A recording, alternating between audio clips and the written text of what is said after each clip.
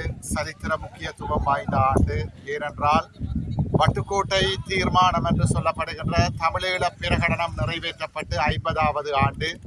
அந்த 50வது ஆண்டை நினைவு கூர்ந்து கொண்டிருக்கின்ற இந்த தருணத்தில் அந்த தீர்மானத்தை நிறைவேற்றுவதில் தலைமை சக்தியாக விளங்கிய தந்தை செல்வா அவர்கள் தலைமை தாங்கிய தமிழரசு கட்சி அந்த தீர்மானத்துக்கு மாறாக ஒற்றையாட்சிக்குள் 13வது திருத்தத்திற்குள்ளும் ஏக்கிய ராஜ்யவிற்குள்ளும் முடங்கி இருப்பது வேதனையான விடயம்.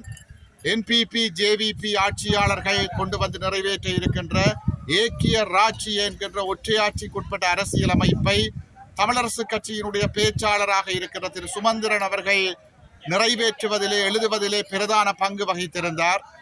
அவரால் எழுதப்பட்ட அந்த ஒற்றையாட்சிக்குட்பட்ட ஏக்கிய ராஜ்ய வரைவை தமிழினத்தினுடைய தலையிலே ஒரு தீர்வாக சுமத்துவதற்கு தமிழரசு கட்சி முனைப்பாக இருப்பது 1976ஆம் ஆண்டு நிறைவேற்றப்பட்ட வட்டுக்கோட்டை தீர்மானத்திற்கு முற்றிலும் எதிரான ஒரு விடயம்.